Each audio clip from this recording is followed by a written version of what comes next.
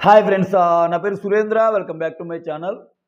New wild card contestants వచ్చే ముందు existing contestants ఎవరైతే ఉన్నారో, అంటే నైనిక వెళ్ళిపోద్ది, ఆదిత్య వెళ్ళిపోయాడు కాబట్టి మిగిలిన 8 మంది. సో వీళ్ళ రిపోర్టింగ్ కార్డ్ అంటే ఈ 5 వారాల ఆటలో జనరల్గా ఒక ఒపీనియన్ ఫామ్ అయ్యింది కదా, బీయింగ్ రివ్యూవర్గా నాకేమైంది, ఏమనిపించింది ఒక్కొక్కరి విషయంలో అనేది చెప్పే ప్రయత్నం చేస్తా. దానికంటే ముందు వీడియోస్ నచ్చుతుంటే లైక్ చేయండి, కొత్తగా ఏమైనా చూస్తుంటే సబ్స్క్రైబ్ చేయండి. ఫస్ట్ మణికంఠ. వద్దు వద్దు మణికంఠ గురించి కొంచెం లేటుగా చెప్పుకుందాం. మణికంఠ గురించి ఫస్టే చెప్తే మళ్ళీ కష్టమైపోద్ది మనకి. Yeah, first Nikhil. నిఖిల్ నిఖిల్ ఎలాంటి వాడంటే, కొంతమంది మనం కత్తి చూస్తే కత్తి చూస్తారు, పువ్వు ఇస్తే పువ్వు ఇస్తారు. నిఖిల్ కత్తి చూసినా కానీ పువ్వు ఇస్తాడు ఒక్కోసారి. బట్ నిజంగానే ఆయన నా మెంటాలిటీ అంటే డౌట్ వస్తుంది. సో ఆయనకి శక్తి సామర్థ్యాలు లేవా, నిజంగా మనం కత్తి దోస్తున్నా కానీ పువ్విస్తున్నా అంటే ఎంత దయామయుడురా, ఎంత ఇది ఉందిరా అని అనుకోవాలా అంటే ఒక్కోసారి ఆయన చేష్టాలు చూస్తే మళ్ళా అలా అనిపించవు అనమాట. మనుషులకి సపోజ్ ఇప్పుడు నీ ఫ్రెండ్స్ ఉన్నారు, నువ్వు న్యూట్రల్గా ఉండాలి అన్న ఒక ఇది ఉందనుకో. సపోజ్ అక్కడ ఒక సీన్ జరుగుతుంది, దాంట్లో నీకు సంబంధించిన ఒకడు ఉన్నాడు, నీకు సంబంధించిన ఓడు ఒకడు ఉన్నాడు. వీళ్ళిద్దరి గురించి నువ్వు జడ్జ్ చేయాలా. జడ్జ్ చేయాల్సి వచ్చినప్పుడు జడ్జి స్థానంలో నువ్వు ఉన్నప్పుడు వీళ్ళిద్దరిలో తప్పు ఒప్పు చెప్పాలంటే ఎలా చెప్తాం? ఫ్రెండ్ అయినా కానీ ఎనిమి అయినా కానీ అక్కడ నీకు ఉంది జడ్జి పొజిషన్ కాబట్టి ఎవరిది కరెక్ట్ అయితే వాళ్ళు చెప్దాం అనుకునే రకం ఒకరు ఉంటారు. అరే నాకు జడ్జి పొజిషన్ వచ్చిందిరా, ఎవరైతే రకం నా ఫ్రెండ్ ఉన్నాడు, నా ఫ్రెండ్కే చెప్దాం అనేవాళ్ళు ఒక రకంగా ఉంటారు. ఇతను ఏ రకం అంటే ఈ 2 రకాలు కాదు, ఇతను 3వ రకం. ఏ రకం అంటే, నా ఫ్రెండ్ అనేవాడు కరెక్ట్ చేసినా కానీ ఇప్పుడు నేను అది కరెక్ట్ అంటే నేను వాడి సైడ్ తీసుకున్నట్టు ఉంటుందేమో, ఈ పక్కనోడు నాకు సంబంధించినోడు కాకపోయినా వాడి కొంచెం తప్పులున్నా ఆడికి ఓటేస్తానంటాడు. సో అదనమాట, అదొక kind of game. I hope I expressed well. అర్థం చేసుకొని ఇంకంత అంతకు మించి ఇంకా రావటంలా నాకు. సో నిఖిల్ ఏంటంటే ఎక్కడ, ఎందుకు, ఎవరితో, ఎందుకు పెట్టుకోవాలి నాకు ఈ తలనొప్పి, మన అనేవాడు తర్వాత ఏం నేను కన్విన్స్ చేయొచ్చు, మన కాని వాళ్ళని బాగుందాం మన కాని వాళ్ళతో, అప్పుడు మాత్రమే మన జర్నీ సాఫీగా ఉంటుంది అనుకునే ఒక మెంటాలిటీతో ముందుకెళ్తున్నాడు. అలా అని చెప్పి హార్మ్ఫుల్ కాదు, నిఖిల్ హార్మ్ఫుల్ కాదు, పెద్ద కన్నింగ్ కూడా అనిపించింది నాకు. సేఫ్ ప్లేయర్ అంతే, చాలా సేఫ్గా ఆడతాడు. ఒకసారి ఇరిటేషన్ వస్తుంది దానివల్ల, రైట్? అది నెక్స్ట్ నిఖిల్ అయిపోయింది. నెక్స్ట్ పృథ్వీ. ఇప్పుడు మనం చెప్పుకున్నాం కదా, మన మీద కత్తేస్తే కత్తేస్తారు, పువ్వేస్తే పువ్వేస్తారు. పృథ్వీ అబ్జల్యూట్లు అదే. పృథ్వీ మీద నువ్వు కత్తేసావనుకో డబల్ కత్తులు వస్తాయి, రివర్స్ కత్తులు. పువ్వేసావనుకో 2 పూలు వస్తాయి. అంతేగాని ఆయన అరే నువ్వు నాకు కత్తేసినా నాకు చాలా చాలా ఇది ఉందిరా, నీ మీద ప్రేమ ఉందిరా అని చెప్పి పువ్వే వేయడు. ఆయన ఒకటి వేస్తే ఈయన 2 వేస్తాడు, ఆయన 2 వేస్తే 4 వేస్తాడు. సో ఆ టైపు చాలా స్ట్రైట్ ఫార్వర్డ్ మనిషి. అంటే ఒక్కోసారి ఏంటంటే మహాభారతంలో కూడా కర్ణుడి గురించి డిస్క్రైబ్ చేయాల్సి వచ్చినప్పుడు కర్ణుడు చాలా గొప్ప అంటారు అందరూ, కానీ అతనున్న టీం వల్ల అతను పాడైపోయాడు. ఇప్పుడు మహాభారతంలో పాండవులు కౌరవులు తీసుకుంటే కర్ణ క్యారెక్టర్ అనేది ఇప్పటికీ ఎపిక్ క్యారెక్టర్ సీరియస్లీ. సో అటు పక్కన్న పాండవుల్లో ధర్మరాజు, భీముడు, అర్జునుడు, నకులుడు, సహదేవుడితో పోల్చుకుంటే ఏ విషయమైనా కర్ణ సూపర్ అంతే. ఆయనకి 100 శాపాలు, ఆయన పతనానికి 100 శాపాలు ఉండబట్టి అలా అయింది. కానీ కర్ణ అనేది ఒక ఎపిక్ క్యారెక్టర్. కానీ ఆయన ఉన్న టీం ఏంటి మహాభారతంలో? కౌరవులకు సంబంధించిన దుర్యోధనుడు, దుశ్శాసనుడు, వీళ్ళందరి టీం వాళ్ళకి సపోర్ట్గా వాళ్ళని చేరదీస్తారు కాబట్టి వాళ్ళ టీం ఉంటాడు. అట మంచి గుణగణాలు ఉంటాయి, మంచి స్ట్రైట్ ఫార్వర్డ్ మనిషి, మంచి ఇది ఉన్నా కానీ అతనున్న టీం వల్ల ఒక్కోసారి టీంకి న్యాయం చేయాలి. అతను ఏ టీంలో ఉంటే ఆ టీంకి న్యాయం చేసే టైప్ ఇతను కూడా. జెన్యూన్గా ఎఫర్ట్స్ పెడతాడు. ఏ టీంలో ఉంటే ఏ టీము, ఏ క్లాన్లో ఉంటే ఆ క్లాన్. దానివల్ల కొంచెం ఇప్పుడు మనం క్లాన్లో ఉన్నా కొంచెం మంచి చెడు చూడాలిగా, అది ఉండదు మనకి. సో ఆ టైప్ మనిషి, దిల్దార్ మనిషి ముందుకెళ్తున్నాడు. నెక్స్ట్ నబీల్. అసలు నబీల్ గేమ్లో ఉన్నాడా లేడా అన్నట్టు స్టార్ట్ అయిన ఆయన ప్రస్థానం ఒక్కసారిగా సోనియాతో ఆర్గ్యుమెంట్స్తో పీక్కెళ్ళి, సోనియాతో ఆర్గ్యుమెంట్సే ఇతను కలిసి వచ్చిందంటే కాదనకుండా ఆయనలో ఉన్న సెన్స్ ఆఫ్ హ్యూమర్ని బయటికి తీశాడు, ఆయనలో ఉన్న లీడర్షిప్ క్వాలిటీస్ని బయటికి తీశాడు. అందరికంటే గేమ్ను త్వరగా అర్థం చేసుకునే కెపాసిటీ ఇంట్లో ఆయన ఒక్కడికే ఉంది. చూడండి, కావాలంటే ఏ టాస్క్ ఇచ్చినా నీట్గా గేమ్ని ఫస్ట్ నబీలే ఎక్స్ప్లెయిన్ చేస్తాడు. అరే ఇదిరా అని. నిన్న కూడా చాలామందికి అక్కడ అర్థం కాలేదు, కానీ మనల్ని చెప్పమంది హౌస్లో నుంచి ఎవరు బయటికి వెళ్ళొచ్చు అని మీరు అనుకుంటున్నారని అంటే జస్ట్ మీరు ఎవరు వెళ్ళాలి అని కాదు, మీరు ఎవరు వెళ్ళొచ్చు అనుకుంటున్నారు అని. ఇప్పుడు నువ్వు ఎవరు వెళ్ళాలనుకోవటం వేరు, ఎవరు వెళ్ళొచ్చు ఆడియన్స్ ఏమనుకుంటున్నారు చెప్పడం వేరు. సో అది ఫస్ట్ ఇన్స్టెంట్లో నబీల్కి అర్థమైంది. ఓకేనా? అందుకే నబీల్ ఇచ్చిన రీజన్ కూడా చూడండి విష్ణుప్రియకి. నువ్వు నాకు నచ్చలేదని చెప్పడు. ఒకటి రెండు ఇన్సిడెంట్స్ ఇలా అయినాయి కదా, నువ్వు ప్రేక్షకుల దృష్టిలో బ్యాడ్ అయి ఉంటావు, కొన్ని పదాలు దొరిలావు కదా, మోరోవర్ ఏంటంటే నువ్వే అంటున్నావు కదా వెళ్ళిపోతాను అని. సో వీటన్నిటి దృష్ట్యా జనాలు నీకు తక్కువ ఓటింగ్ వేసి ఉండొచ్చు అన్న దృష్టిలో పెడతాడు. ఎగ్జాక్ట్లీ అదే ఆయన కోరుకుంది, బిగ్ బాస్ ఎక్స్పెక్ట్ చేసిన ఆన్సర్లు. అంటే అట్లా ఉండాలండి రీజనింగ్. అటువంటి వాటిలో సూపర్. ఇవన్నీ తీసే ఫిజికల్ గేమ్స్ అని, ఫిజికల్ గేమ్స్లో కూడా పవర్ సూపర్గా ఆడుతున్నాడు. కాబట్టి ఇప్పుడిప్పుడే ఆయనలో ఉన్న రెండో యాంగిల్ బయటికి తీస్తున్నాడు బిగ్ బాస్. ఇక్కడ ఉంటాడు, ఇతని మాటలు బాగా చెప్తాడు, అక్కడికి వెళ్ళి ఇది చేస్తున్నాడు. సో ఇది జనరల్గానే చాలామందికి ఉండే గుణమైన, మరి అంత ఓవర్గా అయితే అనిపించలే నబీల్ ఇంతవరకు, మరి టూ మచ్గా ఒకరి మీద ఒకరికి. నిన్న కూడా మణికంఠ పక్క నుండి మణికంఠ గురించి అయితే ఏం బ్యాడ్గా చెప్పటం, మణికంఠ గురించి చెప్పి డైరెక్ట్గా చెప్తున్నాడు. ఓకేనా? కాబట్టి మణికంఠ దగ్గర వేరే వాళ్ళు ఇలా అనుకుంటున్నారు నిన్ను, ఇలా అనుకుంటున్నారు నిన్ను అని చెప్తున్నాడు. కొంచెం గాసిపింగ్ లాగానే అనిపించినా అది నెక్స్ట్ లెవెల్ బ్యాక్ బిచ్చింగ్ అయితే కాదు. ఇంకా చూడాలి ముందు ఏమన్నా అయితే, కానీ ఇంతవరకు మాత్రం నెక్స్ట్ లెవెల్ బ్యాక్ బిచ్చింగ్ అయితే కాదు. ఎందుకంటే అందరూ మాట్లాడుకునే వాళ్ళు అక్కడ. యష్మి ప్రేరణ ఉన్నప్పుడు వేరే వాళ్ళ గురించి మాట్లాడుకోరా, నిఖిల్ పుర్జు ఉన్నప్పుడు వేరే వాళ్ళ గురించి మాట్లాడుకోరా, ఎవరి గురించి మాట్లాడుకోరు, అక్కడ అందరి గురించి మాట్లాడుకుంటారు. సో నబీల్ కూడా సూపర్. వస్తున్నాడు నాలుగో కంటెస్టెంట్, జెంట్స్లో నాలుగో కంటెస్టెంట్ మణికంఠ. ఈ మణికంఠ అనే పర్సన్ గేమ్ని డిస్క్రైబ్ చేయడానికి మనకి పదాలు దొరకవు, మన వొకాబులరీ చాలదు. సో మనకున్న తెలివితేటలు జ్ఞాన సంపద కూడా కష్టం. ఇప్పుడే ఇన్స్టాలో ఒక రీల్ పెట్టా, నబీల్కి కూడా అర్థం కాల.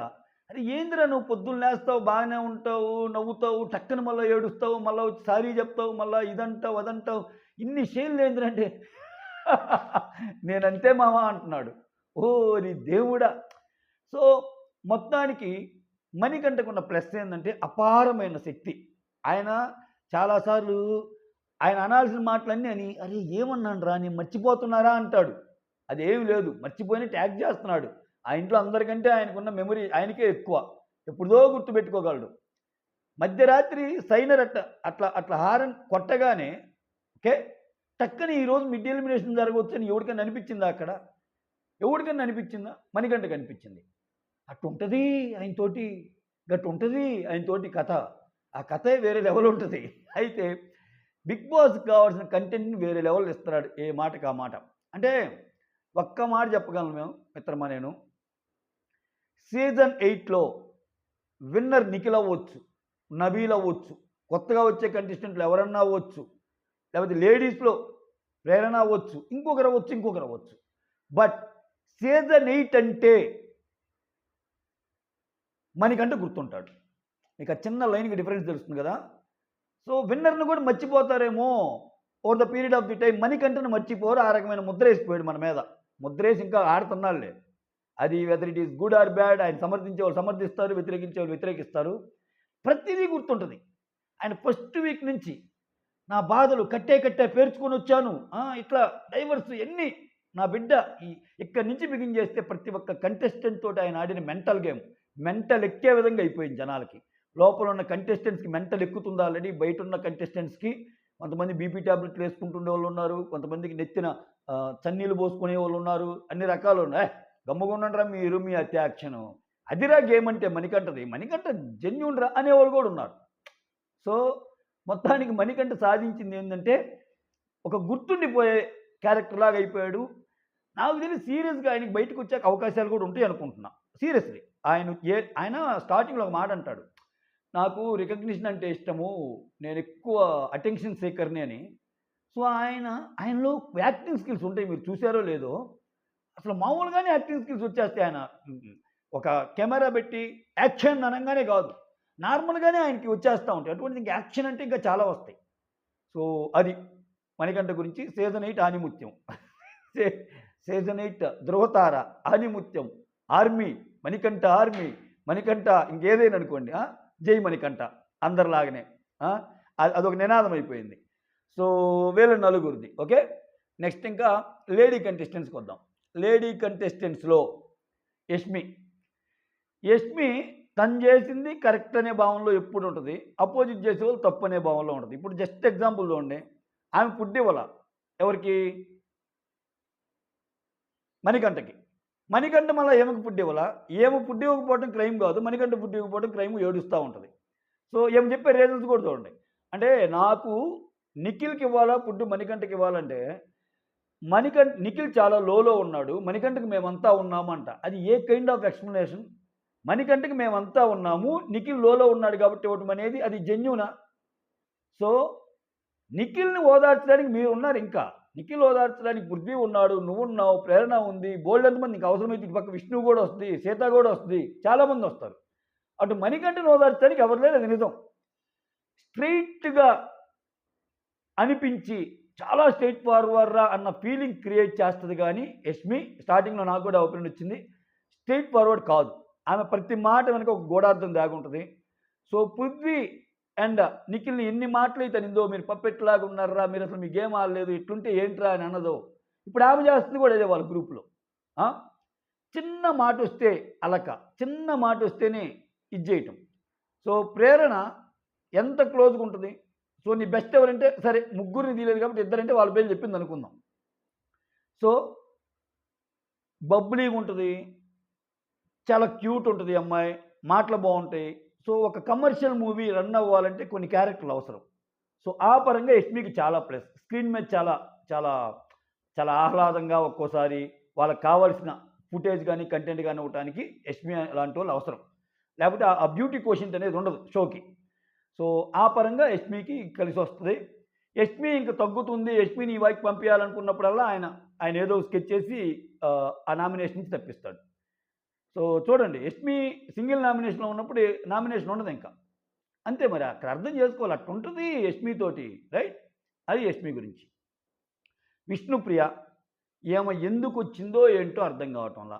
మనిషి మంచి అమ్మాయే, ఓకే, మంచి అమ్మాయి అయితే మనిషి ఆటలాడాలి, ఆడుతుందా? మనిషి అసలు ఎప్పుడు ఎలా ఉంటుందో తెలియటంలా, నోరు జారుతుంది.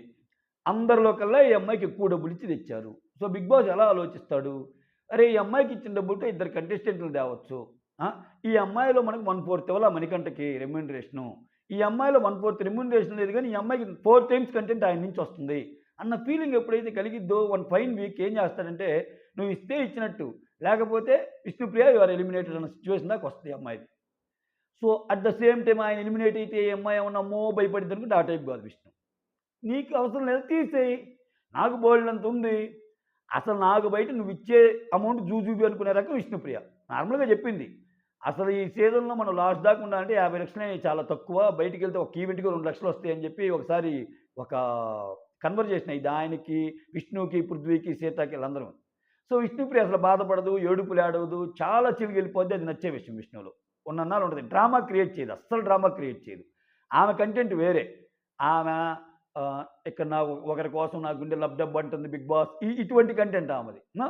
బట్ ఓవరాల్గా మాత్రం లెక్కేస్తే, ఆటని పక్కన పెట్టి లెక్కేస్తే విష్ణుప్రియ ప్యూర్ సోలే అనిపిస్తుంది నాకు.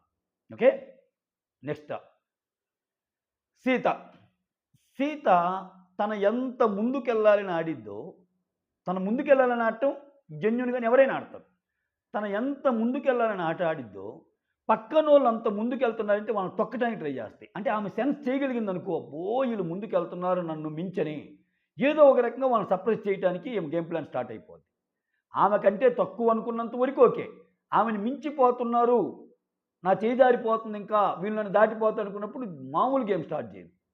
సో ఫస్ట్లో చాలా సీత అసలు ట్రూ సీత ఫిల్టర్ లేదు, సీత రియల్ అన్న స్టేజ్ నుంచి నో, సీత రియల్ ఏం కాదు, సీతలో కూడా వేరే యాంగిల్ ఉంది అన్న ఒక ఇంప్రెషన్ని క్రియేట్ చేసుకుంది అమ్మాయి. ఎవరు? సీత అనే అమ్మాయి, రైట్?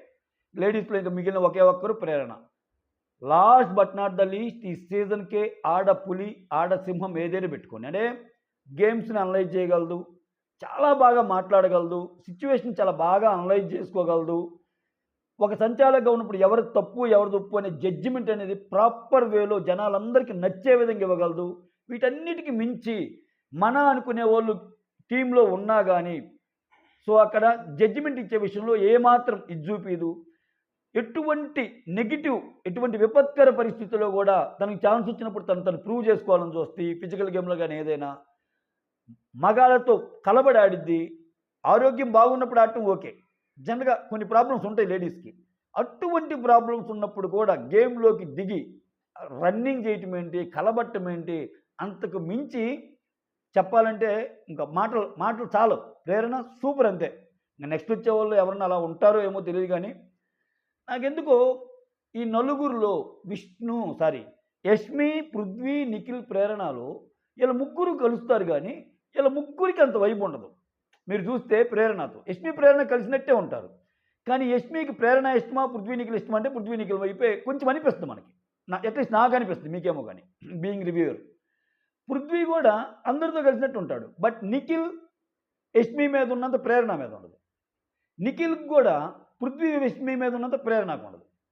అలాగే ప్రేరణ కూడా అందరితో బాగుంటుంది, ప్లస్ అంత ఓవర్గా ఏమి ఉండదు. నాకెందుకో ఏమనిపిస్తుంది అంటే, బయట నుంచి కంటెస్టెంట్స్ వస్తారు కదా, హరితేజ వచ్చినప్పుడు హరితేజకి ప్రేరణకి ఏమన్నా ఫ్రెండ్షిప్ అయిద్దేమో అనిపిస్తుంది నాకు. జస్ట్ ఏదో అది గెస్ అంతే. రాగానే వాళ్ళిద్దరి మీద ఫైట్ జరిగితే మనం నన్ను వేసుకోమాకండి, ఓకేనా? సో ఆ విధమైన ఫ్రెండ్షిప్ ఏర్పడితే కొంచెం ముందుకు వెళ్ళే అవకాశం ఉంది. సో ప్రేరణ వచ్చేసరికి she's a gamer, she's a fighter, she's everything అంతే. సో బిగ్ బాస్ కంటెస్టెంట్కి ఉండవలసిన అన్ని లక్షణాలు, ఆమెకు ఓపిక ఉంది, సహనం ఉంది, గేమ్స్ బాగా ఆడగలదు, ఒళ్ళు దాచుకోకుండా పని చేయగలదు. చాలామంది ఒళ్ళు దాచుకుంటారు, ఏదైనా పని అనగానే మోరే మాటలు చెప్తారు. కానీ 2 ముక్కలు వెజిటబుల్ కట్ చేస్తే అబ్బా ఇన్ని కట్ చేశాను అంటారు. ఆ అమ్మాయి అక్కడే చూడండి, కిచెన్లో ఎంతసేపు ఉంటుందో చూడండి ప్రేరణ. సో చాలామందికి వండి పెట్టే తత్వం కూడా ఉంది అమ్మాయికి. సో మొత్తానికి ప్రేరణ గురించి ఇది నాకు అనిపించింది. ఈ 8 మంది గురించి రిపోర్ట్ కార్డు 9కి అలాగే వెళ్ళిపోద్ది కాబట్టి ఇంకా అవసరం లేదు. సో ఆదిత్య గారు వెళ్ళిపోయారు. ఈ 8 మంది ఆ వచ్చే 8 మందితో పోటీ పడే ప్రాసెస్లో గేమ్ ఎలా ముందుకు వెళ్తుంది, ఎన్ని కొత్త పుంతలు దొక్కిద్ది, ఓల్డ్ 8 వర్సెస్ న్యూ 8 ఎలా ఉండబోద్ది అనేది జస్ట్ ఈ వీకెండ్ తర్వాత మనకి ఇంకా ఎక్కువ కవర్ అయ్యిద్ది. That's all. Stay tune to my channel. Thank you so much. Signing off, me Surendra.